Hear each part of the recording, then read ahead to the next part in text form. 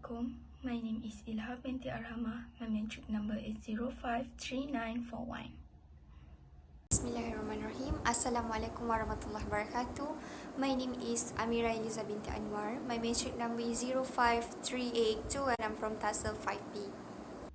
Okay, I agree that disciplinary teachers are better than counselors because, as we know, counselors are waiting for their client, which is the problematic student, to meet them and tell them the story or their problems to the counselor.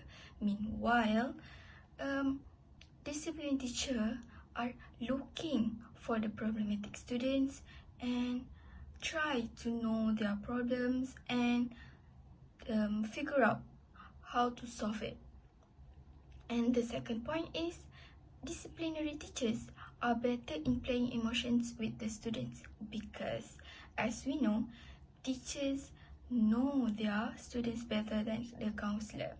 It is because the students, the teachers teach the students, and the teachers know their true color, their behavior in the classroom. This means that the teacher know how the students react in the class, how really the student is in the school.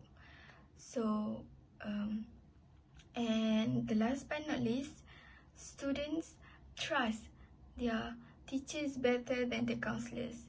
Based on my experience, counselors cannot be trusted because whenever problematic students tell their problems to the counselor will not keep the secret and will tell few teachers about the students' problems, and the students know that other persons know their secrets. And meanwhile, teachers, disciplinary teachers can keep the secrets and can be trusted. So I think that is why students trust the teachers better than the counselors. Alright, so regarding to the issues that we have choose, which is discipline teachers are better than the counselors, we do agree with these statements. So I'll proceed with my points, which is discipline teachers, they have more empathy when the problematic students share their problems with them. So I do agree with this point because just like Ilham's point, she said that discipline teachers, they find their problematic students to share the problems that they had, but counselors, they wait for the students to come to them and share with them their problems. Okay, so I will continue with my points, which is I think discipline teachers, they have the empathy when they try to be in the student situation.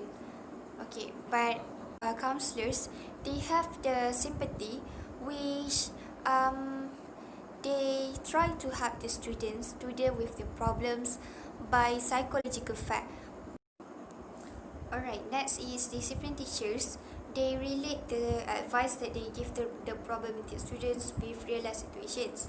But counselors, the advices that they give through the psychological facts that they had been interpreted in other students too.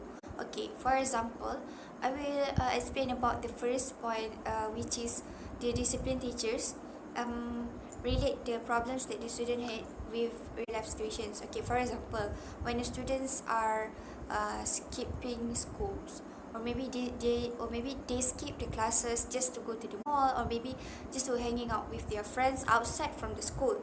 Okay, when the discipline teachers are giving advice, they relate the advice that they give with real life situations. For example, they said to the students, okay, if you do this, you will make your parents sad. If you are skipping schools, or maybe you don't come to school, you don't come to class, you will get worse results. So in order for you to be a successful person in the future, you need to come to my class. Okay, it's like that for the discipline teachers.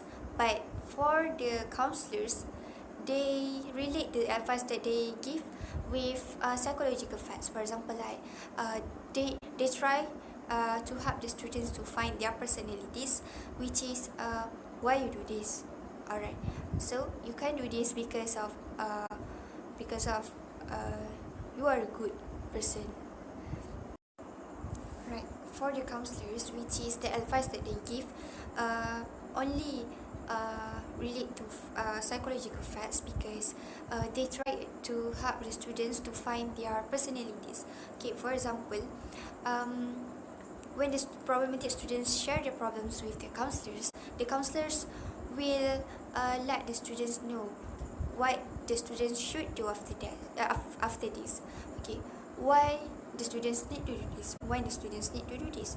It is like the counselors find the solutions, only the solutions for the students to implement in their life after this. But counselors, they have the guts to change the mindset of the students to look in a positive ways.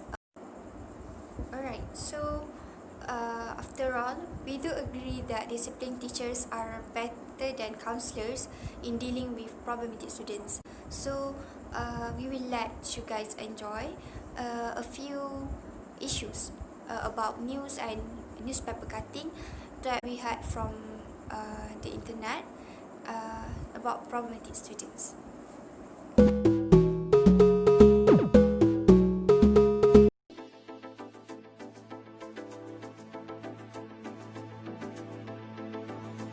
Masalah tingkah laku remaja merujuk kepada tingkah laku yang boleh mendatangkan masalah kepada keluarga dan masyarakat serta merupakan gangguan terhadap hak asasi manusia.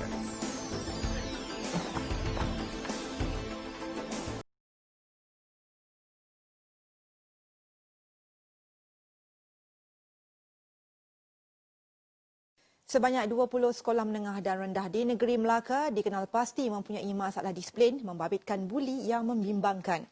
3 daripada 20 sekolah itu terlibat dengan aktiviti penagihan dadah dalam kalangan pelajar.